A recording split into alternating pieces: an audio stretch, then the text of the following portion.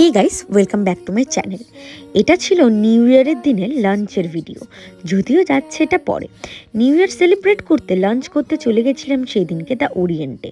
ওখানে গিয়ে ফার্স্ট ঝটপট করে অর্ডার দিই টার্কিশ সুশি, দেন চিলি ল্যাম্প, তারপরে ছিল দু ধরনের ককটেল, একটা লিচি ফ্লেভার আর একটা ওয়াটারমেলন ফ্লেভার। তারপর ওখানে দিয়ে দিই মিক্স রাইস উইথ কং পাও চিকেন। চলো এবার আর সেখানে খাবারের টেস্টে।